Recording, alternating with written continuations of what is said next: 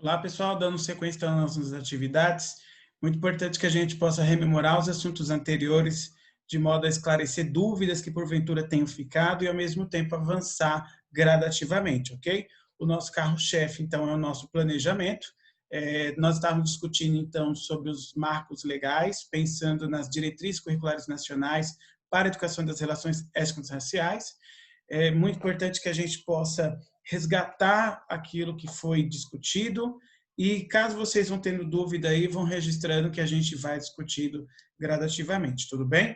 Então, é importante a gente verificar que nossos encontros, ele prevê, são 3 encontros com o slide 2, não pela questão de quantidade de informações que estão no slide, é pela relevância de se tratar os quesitos legais e, ao mesmo tempo, pensar nessa perspectiva de ensino que faz com que a gente tenha que refletir e pensar no nosso campo de ações, tudo bem? Para este momento aqui, nós vamos discutir um pouco do plano que são sancionados dentro de uma universidade, dentro de uma faculdade, que é um plano de ensino, um plano de ação, ancorado dentro dessas diretrizes, para que a gente possa levar isso na formação de ensino superior. E por que a gente está dizendo isso? Eu digo a gente como um contexto de professorado, né? Justamente porque a grade de ensino, de formação para o magistério, não se tinha essa perspectiva de ensino, então a gente tinha um ensino muito defasado. É claro que o nosso ensino ainda ele demanda grande perspectiva de avaliação, e essa ação ela tem que vir justamente para atender uma necessidade cultural, tudo bem? Então, nesse momento, o que eu quero trazer como princípios de discussão? Por que eu tenho que, enquanto estudante de nível superior, me aprofundar nesses marcos legais? Qual é a abordagem que a gente faz para o aluno que, na verdade, vai se tornar um professor e depois vai ministrar as disciplinas, desculpa, vai ministrar os componentes curriculares de história na perspectiva de relações étnico-raciais e essa abrangência cultural de grande relevância que a gente precisa referendar, né?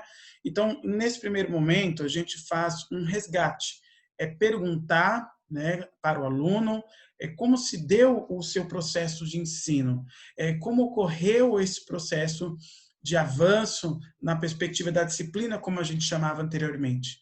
Né? Então, a gente se resgatar um pouquinho isso, nós vamos lembrar que a perspectiva de história sempre vai levar em consideração a vinda dos portugueses para o Brasil, se fala sobre 1500, se faz relevância dessa perspectiva histórica, não apenas na história, mas na geografia.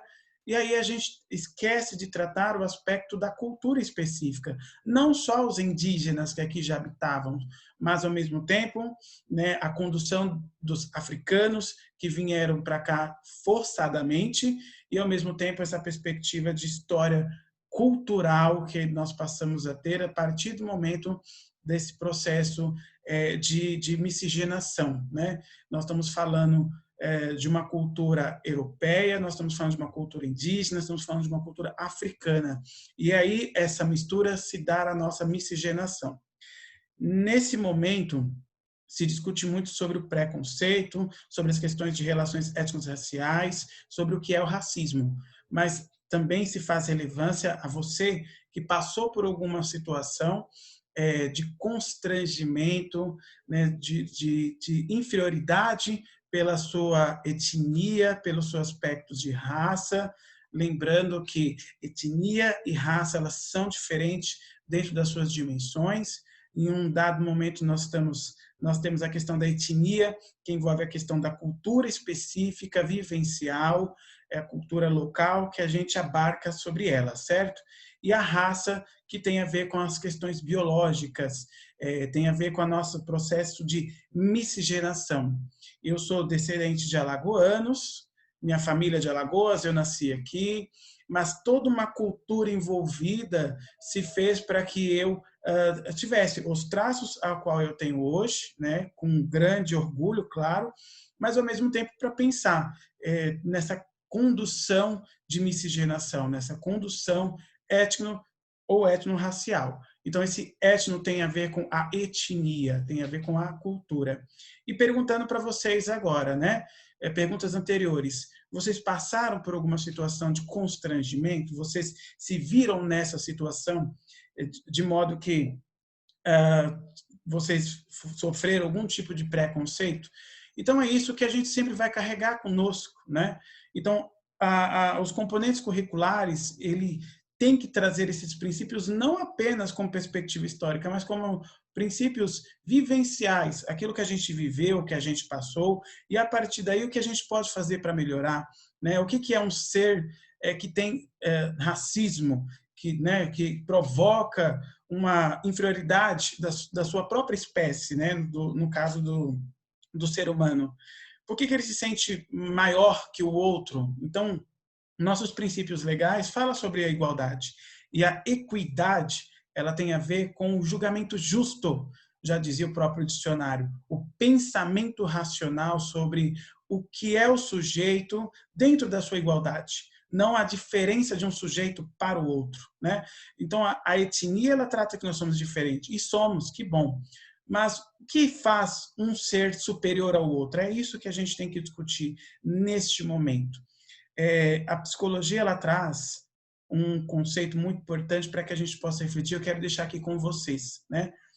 Que fala sobre o momento que a gente se encontra e a autossabotagem, né? Essa autossabotagem tem a ver com um ser que já se sente inferior.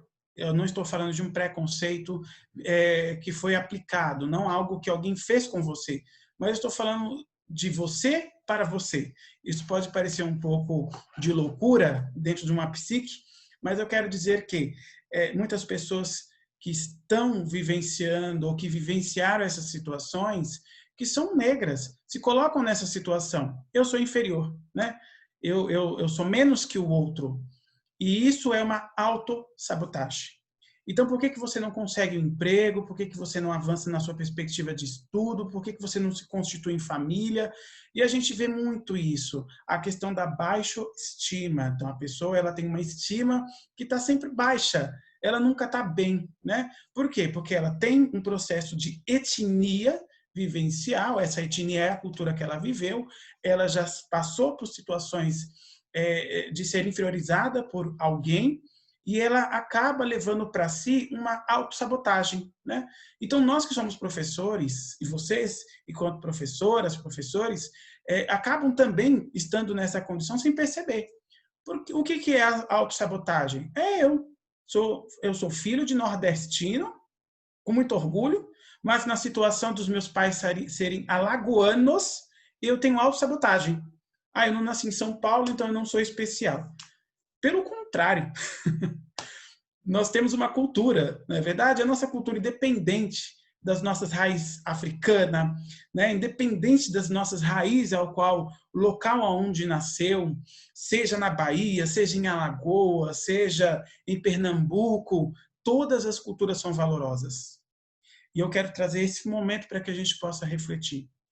Eu sempre percebo que nesses atendimentos, nesse processo de ensino de relações étnico-raciais, muitas pessoas levantam e falam: eu sofri preconceito por ser negra, eu sofri preconceito por ser nordestino, eu sofri preconceito porque eu sou filho de baiano, sou soteropolitano.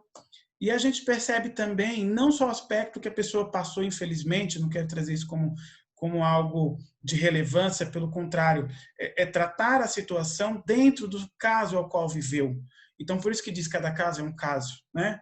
E para isso nós temos a jurisprudência, a lei precisa ser aplicada, o juiz precisa verificar como se deu isso. Essa inferioridade de uma raça não pode, a inferioridade de um processo cultural, ético, não pode. Nós somos iguais perante a lei. Então, isso é de grande relevância, né? Só que a autossabotagem está ligada intrinsecamente a você que se autossabota, a você que é negro e se autossabota, a você que é nordestino e se autossabota. O que é isso? Eu sou filho de nordestino, eu estou em São Paulo, eu viajo para algum lugar e eu me coloco com inferioridade. Eu não estou mais falando do preconceito que a gente vivencia, estou falando de algo que a gente aplica em nós mesmos. Pensar na nossa capacidade enquanto sujeito é relevante e nós temos que ter esse discernimento, entender que a nossa capacidade não difere da capacidade do outro. O que difere é o acesso à cultura, o acesso à perspectiva de conhecimento. Então, quanto mais eu estudo, mais eu avanço, mais perspectiva eu tenho no quesito de conhecimento. E nós somos seres que o próprio conceito da psicologia nos traz com as capacidades de relevância. A teoria das inteligências múltiplas levam a isso. Então, nenhum sujeito sabe mais que o outro. Isso tem a ver com as influências, com a perspectiva de cultura, de ensino, de acesso a esses processos. Só que esse momento eu quero deixar para vocês pensarem e refletirem, né? Então, por que a gente traz isso para o nível superior? Então, nós, enquanto professores, não podemos levar os nossos momentos vivenciais para os alunos como um marco de ensino específico. Pelo contrário, é apenas uma experiência, porque o ensino em si, ele está ligado ao estudo de caso. E quando eu falo estudo de caso, eu estou falando de uma cultura geral. Aquela cultura viveu aquilo e a gente não pode permitir que vivencie mais. Só que o professor, que ele é negro, ele também pode se auto-sabotar. Você que está acompanhando esse processo de ensino, você é filho de nordestina, você pode se auto-sabotar. Você pode se colocar numa situação de inferioridade. Cheguei até aqui com muita dificuldade e a gente vai lamentando a vida. Isso não pode nessa perspectiva. Pelo contrário, somos capazes e temos condições de avançar, sim, mas isso depende de nós. Todo princípio de ensino que se apresenta é uma oportunidade. E nós temos que observar essa oportunidade e levar isso ao sujeito. Quando falamos sobre preconceito vivencial, eu sofri preconceito, antes a gente atende o sujeito, aquele que sofreu preconceito. Depois trabalhamos a questão da estima, você é capaz, você pode. E tiramos dele, ou pelo menos levamos nessa situação, não, perdão, desculpa, reformular minha fala, tirar a gente não tira nada. A pessoa ela tem que refletir sobre a sua própria capacidade. É ela que se torna sujeito, cidadã ativa, para mudar a sua própria realidade. Então, quando a gente fala sobre isso, a gente percebe que a pessoa negra já se auto-inferioriza. Ela mesma já se coloca numa situação que não é capaz, que não pode avançar. E isso não pode.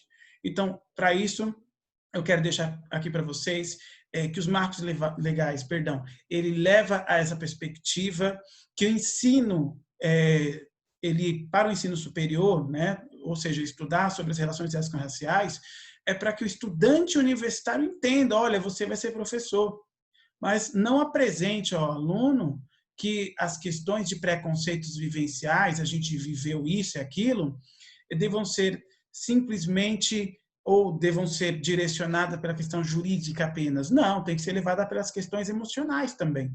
Então, não vou tratar uma em detrimento à outra, eu preciso tratar todas. E essa perspectiva cognitiva, emocional, está intrinsecamente ligada, está ligada ao nosso ato vivencial. E para isso, a gente depende muito que o sujeito reconheça-se, se perceba. E quando ele se auto-perceber, ele é capaz de mudar a sua realidade em si. Eu sou filho de nordestino com muito orgulho. Independente de qualquer situação, minha mãe é alagoana, meu pai da Bahia, muito feliz, nasci em São Paulo. E você? É de onde? Vocês já sabem disso. Então, quero deixar aqui esse momento para vocês de reflexão. A palavra do dia é autossabotagem e a gente não pode se autossabotar. Muito obrigado, pessoal, e até um próximo vídeo. Até mais. Tchau, tchau.